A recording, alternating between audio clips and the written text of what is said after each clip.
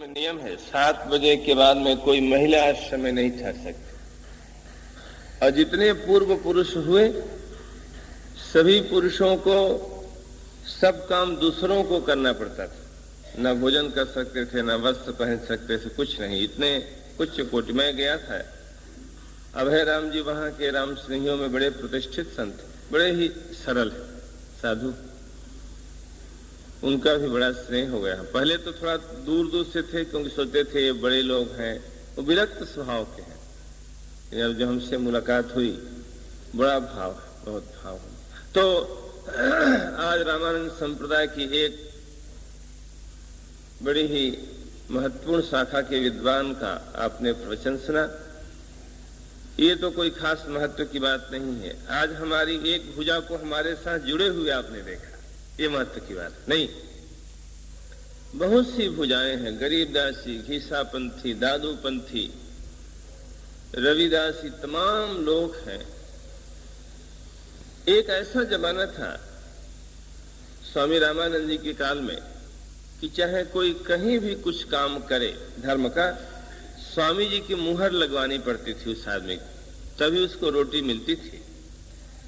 इतना वर्चस्व था स्वामी रामानंद जी का। पूरा देश में एक बार क्रांति मचा दिया। तो आइए, मैं इसलिए आपको ये बता रहा था कि एक तो इनका परिचय हो जाए, साथ साथ में आप ये नहीं समझे कि प्रवचन सुनने को नहीं मिला, मैं अभी से बचने लगा। मैं तो इतने दिनों से सुना रहा हूं, अभी कितने दिनों तक सुनाऊंगा। ये तो 9 कल ही चले जाएंगे। कई दिनों से मैं चाहता था इनका सुनने को मिले, बड़े विद्वान हैं। तो आइए अब हम लोग थोड़ी सी चर्चा करें। देखो आप, हम बड़े ही करीब में हैं ईश्वर के। वो क्या है? मैंने प्रारंभिक प्रवचन में, जब प्रवचन श्रृंखला प्रारंभ हुई थी, तो आपको बताया था कि संसार में जो ये बाह्य भोग के साधन हैं, ये भी प्रिय हैं। उनसे भी प्रिय संतति है। संतति, संतति से भी प्रिय शरीर है, और शरीर से भी प्रिय इंद्रियां हैं, इंद्रियों से भी प्रिय मन है, मन से भी प्रिय प्राण है, उससे भी प्रिय आत्मा है। यहां तक तो हम लोगों को बात बिल्कुल समझ में आती है। यहां तक पहुंचे, केवल एक परमात्मा ही वाला तो कदम रह गया है। हम संसार की भोग सामग्रियों के लिए, भोग वस्तुओं के लिए काम करते हैं, उन्हें समझते भी हैं कि ये इससे अच्छी ये है, इससे अच्छी ये है। और हम अपनी संतति के लिए भी काम करते हैं, सभी लोग करते हैं। 5% लोग ऐसे होंगे मुश्किल से जो अपने बेटों के लिए, अपनी बेटियों के लिए, पौत्र पौत्रादि के लिए काम नहीं करते होंगे। बहुत काम लोग करते हैं। प्रेम भी है, उनके संरक्षण की भावना भी है, उनके लिए समर्पण भी है, उनके लिए अपने को न्यौछावर करने के लिए, बलिदान करने के लिए परम भाव भी है, सब कुछ है। उससे शरीर के लिए भी है। हम लोग अपने शरीर के लिए कितना करते हैं? जब भी मैं आपके रोज भर्त्सना करता हूं कि शरीर के लिए आप ज्यादा करते हैं, इतना नहीं करने की जरूरत है।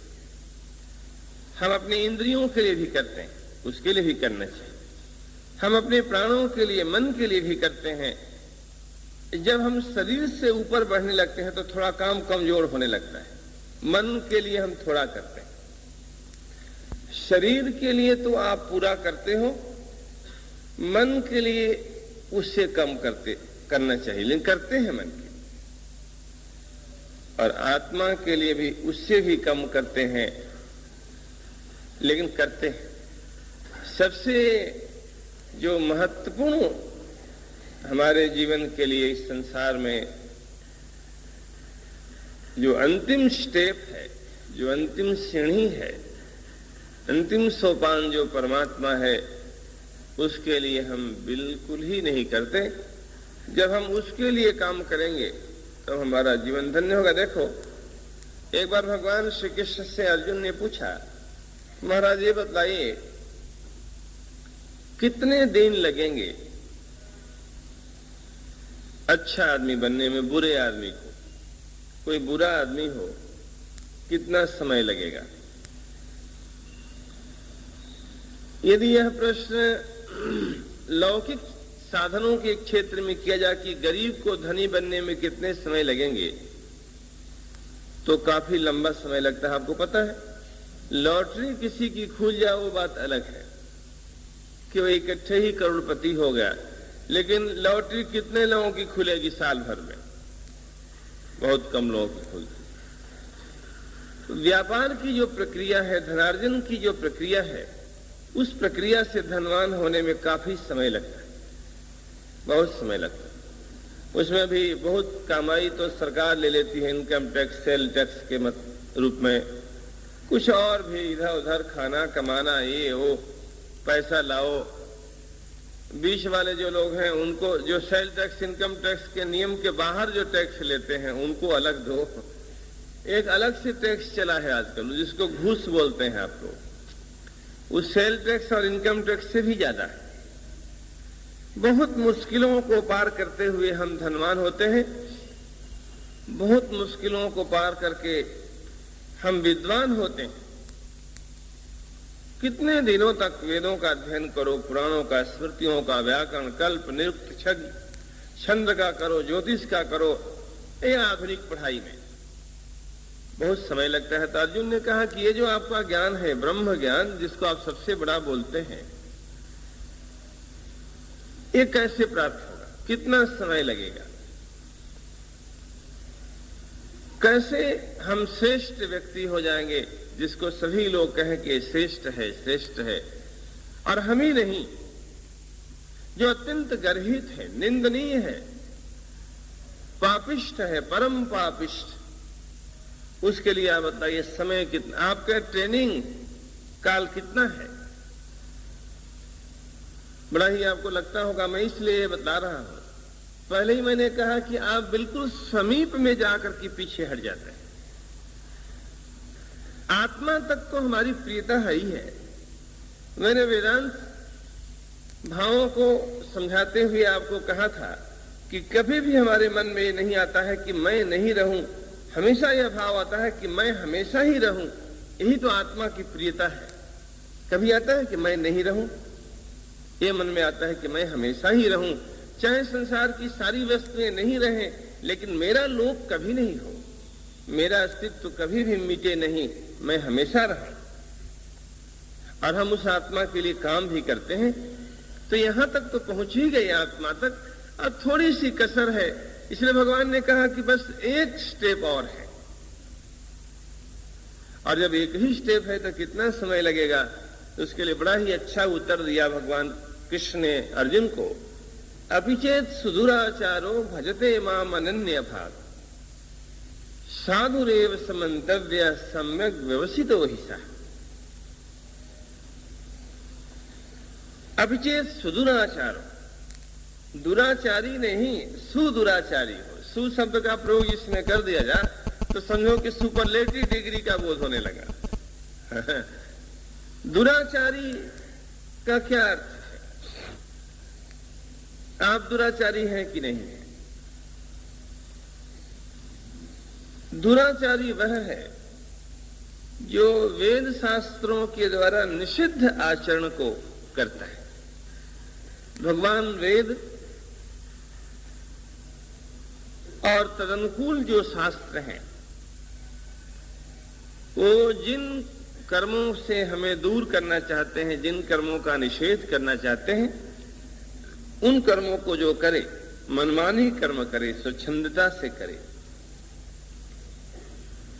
वो दुराचारी है। ऐसे तो दुराचारी सदाचारी कोई परिभाषा नाक थोड़े होती है अलग अलग दुराचारी सदाचारी की, कपड़े अलग नहीं होते।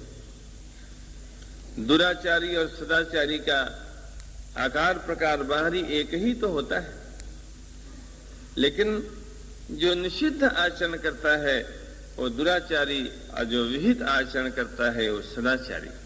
भगवान कृष्ण ने कहा कि दुराचारियों में भी जो श्रेष्ठ दुराचारी, सर्वश्रेष्ठ दुराचारी, रावण के जैसा जो दुराचारी, सुदुराचारी, सब कुछ विपरीत। खाना भी अभक्ष्य है, चलना भी निषिद्ध है, वर्जित चलन चलता है, वर्जित हसन हंसता है, सब कुछ जो रोका गया है वही करता है। ऐसा जो सुदुराचारी है उसे भी साधु ही मानना चाहिए। कहा कैसे, इतना जल्दी कैसे साधु हो गया? अभी तो आप बोलते हैं सुदुराचारी है, 9:45 पर सुदुराचारी है और 9:46 पर साधु है। भगवान बड़ा जोर देके बोलते हैं साधु रेव समन्तव्य, उसको तुम साधु ही समझो। दुनिया का सर्वश्रेष्ठ थर्मामीटर मैं उसे साधु घोषित कर रहा हूं। मुझसे बड़ा कोई परीक्षक नहीं, मुझसे बड़ा कोई मापक यंत्र नहीं। कहा कि भगवान लगता है कि आपने घूस खा लिया। ऐसा होता है कि लोगों को विश्वास है, घूस देते देते हमारी मानसिकता बन गई कि भगवान भी घूसखोर है, संत भी घूसखोर है, ऐसा हमारा मन हो गया। कल एक व्यक्ति किसी के माध्यम से मुझे अपने घर में ले जाने की सिफारिश करवा रहे थे। हाँ, वो कोई मुछाल परिवार के हैं और गोपाल जी के माध्यम से कह रहे थे कि आप घर जाने का समय दीजिए। एक दिन व्यास जी के माध्यम से भी कहा था। तो मैंने विनोद में कहा गोपाल जी को कि घूस तो नहीं खा लिए हो? अरे अब तो बड़ा मुश्किल। गोपाल जी का भी चेहरा उड़ने लगा और वो तो बेचारा धीरे से हाथ जोड़ा और चलते ही बना। मैंने कहा कि अभी आते जाते रहो, जब तक मैं पहचानूंगा नहीं। सन्मुख हो ये जीव मोहि जबहि, जब तक ये जीव सन्मुख नहीं हो जाएगा तब तक मैं उसके घर कैसे जाऊंगा? जन्म कोट या नाश हूं तब ही। ऐसे थोड़े होता है, सम्मुख होना चाहिए। तो घूस देते देते हमारी आदत हो गई है कि भगवान को भी हम घूसखोर समझने लगे हैं और इसलिए उनके प्रति आस्था नहीं बनती है जैसे घूस लेने वालों की प्रति नहीं बनती। घूसखोरों के प्रति पत्नी की भी आस्था नहीं होती। ये आप ध्यान रखो, जो बहुत घूस खाया है साहब, जब रिटायर हो जाता है तो पत्नी भी अंगूठा दिखा देती है, बोले अब तो घूस मिलता ही नहीं। जो घूस से उत्पन्न आकर्षण था वो समाप्त हो जाता है। बोले कि अब तो ऐसे ही है बेचारे, क्या है, ठीक है, पेंशन मिलती है, गुजारा करते हैं, और घूस वाला पैसा तब मिलता नहीं। भगवान कृष्ण से किसी ने पूछा कि महाराज बड़ा जल्दी आपने दुराचारी को साधु कहा? कहा कि इसलिए कहा कि वो आत्मा तक तो पहुंच ही चुका था, केवल एक ही सीढ़ी तो थी, परमात्मा। एक बार फिर ध्यान दो, संसार की भोग की वस्तुएं, संतति, शरीर, इंद्रियां, बाह्य इंद्रियां, मन, प्राण, आत्मा, इसके बाद में परमात्मा, इतनी ही श्रृंखला है। और आत्मा तक हम काम करते ही हैं, आत्मा तक हम प्रेम करते ही हैं, आत्मा तक हम समर्पित ही हैं। अपनी आत्मा के लिए हम क्या नहीं करते? करते हैं, सब कुछ करते हैं। एक केवल और स्टेप है कि आत्मा की भी जो आत्मा है उसके लिए भी हम समर्पित हो जाएं।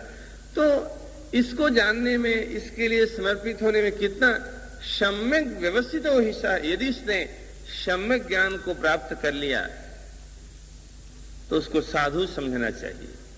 सम्यक ज्ञान यही है कि आत्मा की भी आत्मा, आत्मा से भी श्रेष्ठ, और अभी एक कदम और आगे परमात्मा है जिनके लिए हमें सब कुछ करना है, इतना ही है। तो आप मैं आज बतलाना चाहता था कि जहां तक आप पहुंचते हैं और पीछे हट जाते हैं,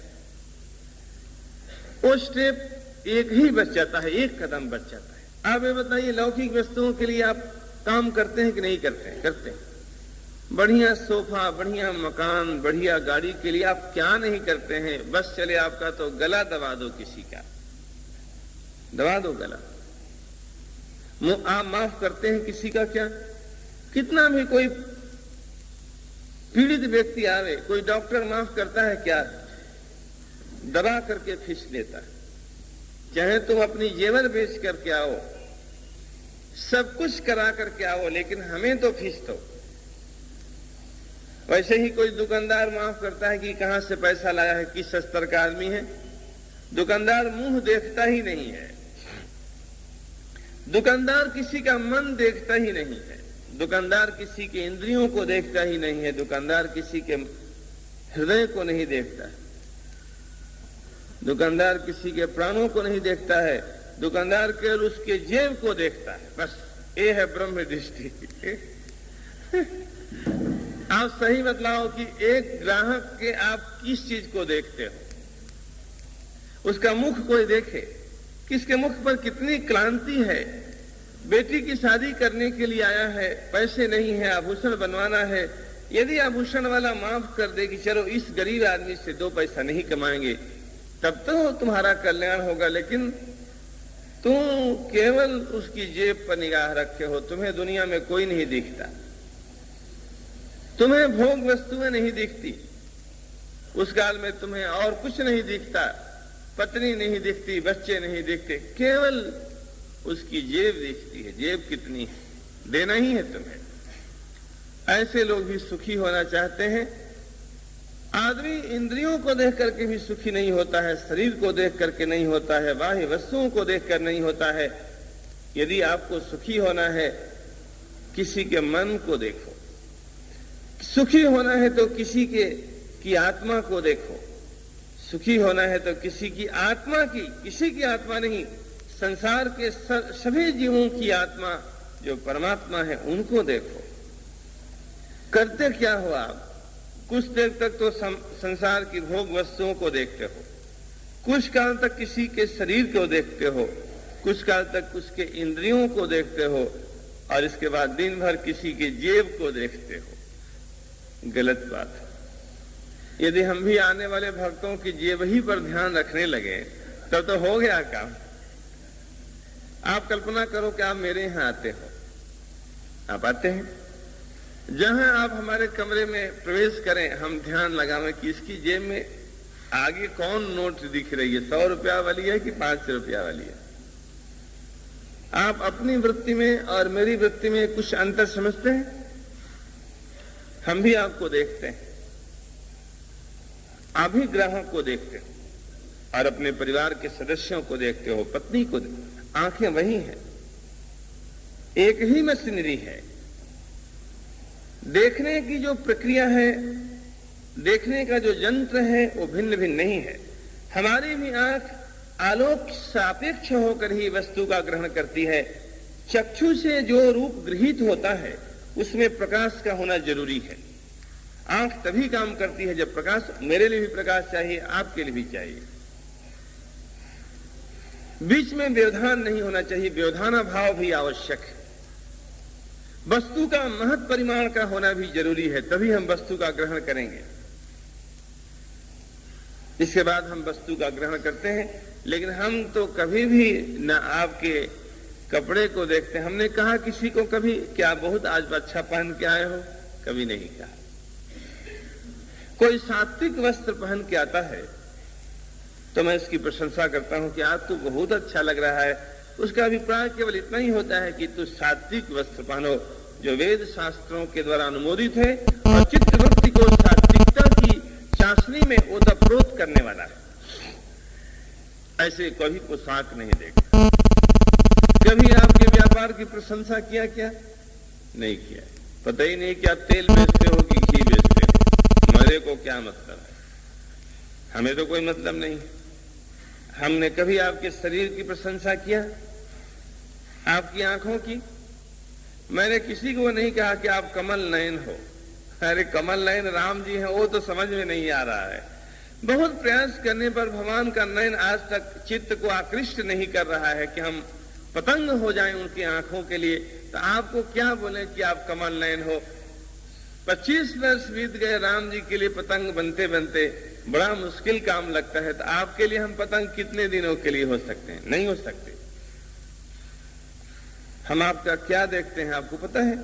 हम आपका हृदय देखते हैं, मन देखते हैं। ज्यों हमारे कमरे में जहां बैठता हूं, जहां आपको सुनाता हूं, जब किसी व्यक्ति को मैं देखता हूं, आपसे ज्यादा मैं पैनी दृष्टि लगाता हूं, अपना थर्मामीटर, और क्या देखता हूं? इसका मन कैसा है, इसका हृदय कैसा है? आप सारी शक्ति लगा देते हो बाहरी वस्तुओं को देखने में, उनको समझने में, उनको समझ भी, लेकिन आत्मा को भी आप जानते हैं। एक स्टेप और प्रयास करो, एक कदम और बढ़ो आत्मा के लिए, और उसके लिए बहुत समय नहीं। इसलिए भगवान ने कहा कि सम्यक व्यवस्थितो ही सहा। मैंने सुदुराचारी को इसलिए साधु कहा, एक क्षण में, एक ही कदम तो था, यहां खड़ा ही था, एक पैर बढ़ा, कितना विलंब लगेगा। इसलिए आपको ये घबराने की जरूरत नहीं है कि हम कैसे सुदुराचारी से साधु होंगे। बुद्धि को व्यवस्थित करो। बुद्धि की व्यवस्था यही है कि भगवान हमारी आत्मा है, यह जीवन उनके लिए है। राम काज लगी तव अवतारा, सुनते हूं भयो पर्वताकारा। छोटा सा उपदेश। देखो आज विष्णु महायज्ञ की पूर्णाहुति है, समय हो गया, आपका ज्यादा समय नहीं लो, 1 बजे पूर्णाहुति हो जाएगी। अंतिम जो आहुति होगी 1 बजे। तो मैं चाहता हूं कि आप सभी लोगों के लिए ही विष्णु यज्ञ का आयोजन किया गया है। पुरुषोत्तम मास था, भगवान विष्णु की आराधना विशेष रूप से हो गई, वैदिक ब्राह्मणों के द्वारा हुई। उसमें सभी आप लोग भागीदार हैं, आप सबके ओर से हुआ है। कुछ लोगों ने जरूर उसमें विशेष रूप से भाग लिया, लेकिन वो भी तो आप ही के हैं, किसी न किसी ढंग से आपके रिश्तेदार हैं, हम भी आपके रिश्तेदार हैं। तो आप उसमें भाग लें अंतिम आहुति में, और प्रसाद भी ग्रहण करें। आज एक विशेष प्रसाद की व्यवस्था की गई है। हमारे यहाँ लिखा है कि यज्ञ का जो अवशिष्ट होता है, यज्ञ भगवान का जो प्रसाद होता है, भगवान विष्णु को जो भोग लगेगा, वो समस्त भक्तजनों को मिले। आप उसको ग्रहण करें और अपने जीवन को धन्य बनाएं। सभी लोग प्रसाद ग्रहण यही करें।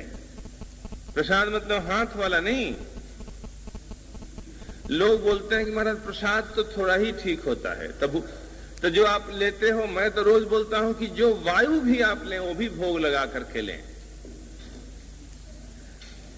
इंद्रियों से जो भी ग्रहण करो वो भोग लगा करके प्रसाद के रूप में, तभी तुम्हारा जीवन सफल होगा।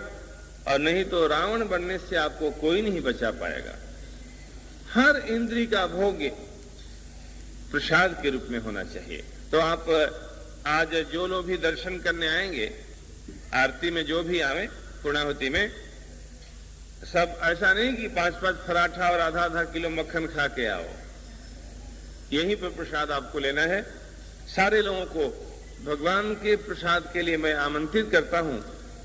आप पूर्णाहुति में भाग भी लें और प्रसाद भी लें। आई बात ध्यान में, घर से खा पी के नहीं आना। जब तक पूर्णाहुति नहीं हो जाए तब तक जो खाएगा उसे भगवान विष्णु के दरवाजे पर धक्का खाने से कोई नहीं बचा सकता है। जाओगे भगवान धक्किया देंगे कि पुरुषोत्तम मास में भी पूर्णाहुति के पहले खा लिया था। इसलिए सब लोग आएंगे और यही प्रसाद लेंगे। 1 बजे के आप 12 और 1 के बीच में आ रहे हैं। ज्यादा समय आपका नहीं लिया जाएगा। पूर्णाहुति हुई, प्रसाद लिया और चले गए। आज अधिक कीर्तन वगैरह नहीं करवाएंगे। अब जिसको जीवन सार्थक करना हो वो करे, या प्रसाद पचाना हो वो करे, अलग बात है। लेकिन वैसा कुछ नहीं है। इसलिए जो लोग कम समय दे सकते हैं, सर्विस वगैरह वाले लोग हैं, वो भी ठीक समय से 1-8 घंटे की छुट्टी लेकर के आवे, 2 घंटे की पूर्णाहुति में भी भाग लें और बाद में प्रसाद लेकर के फटाफट चलते बने। बीच में पहले ड्यूटी कर लें और बाद में भी ड्यूटी करें। और बीच में जैसे करते रहते हो आप वैसा कर लो। क्या है, भगवान के लिए करना चाहिए। तो अभी चर्चा को मैं यही विराम देता हूं। फिर संध्या को आपको भगवान की चर्चा सुनाई जाएगी।